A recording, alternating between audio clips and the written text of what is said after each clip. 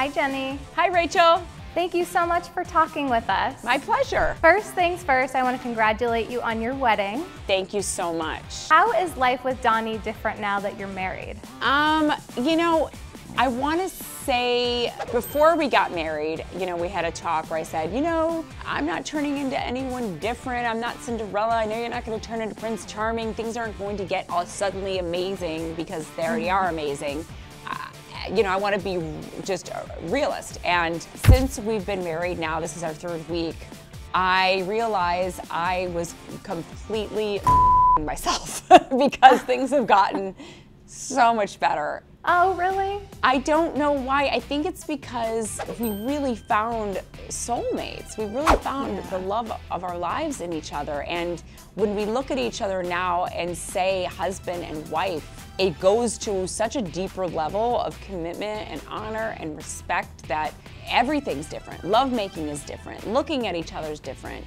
Our goals and wanting to get home faster from work, everything's changed because we feel like by getting married, we have a beautiful, stronger commitment to each other now. Oh, I love that. And you're very open about your sex life, which I love. So is it safe to say that your 400 vibrators are gone now?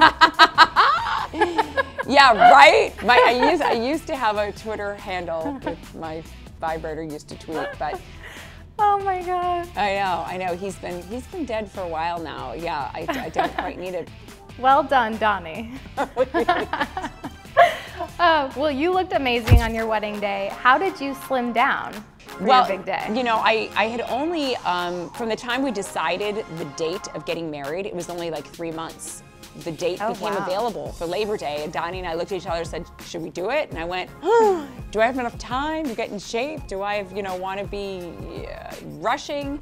Right. And one of my girlfriends had said to me, you know, I've been trying this stuff called skinny sticks. Why don't you give it a try? It'd help you cut down on your portion control since you're eating like a Chicagoan, which is we eat full portions and everyone else's portions at the table.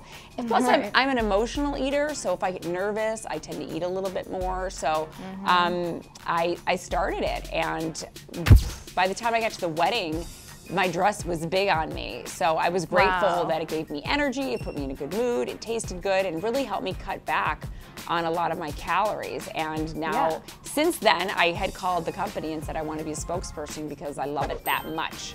That's great to hear. We'll have to try it. So switching gears a little bit, let's talk about Dirty, Sexy, Funny. You've said that it's like Kings of Comedy, but with women. Is there any topic that's off the table, that's too dirty? That's a really good question. No one has asked me that yet. You know, the tour is designed to be raw, real, authentic. So I try to let all the women do their sets exactly as planned. Wow. There's nothing that they're pushing. If anyone's forced, I didn't choose any woman where I go, you know, you're just forcing being dirty.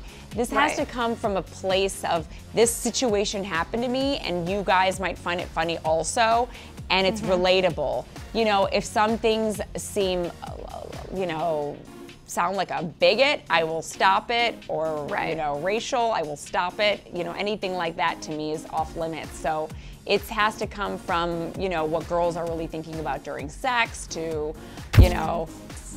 funny stuff we make guys do in bed that they don't realize we make them do. Exactly. So we love how bold you are and how willing you are to talk about anything. Have your fans become more raunchy since you started this tour and your show? You know, I think it's so nice that I've gotten to this place where I don't really kind of shock people, like they kind of get where I'm coming from.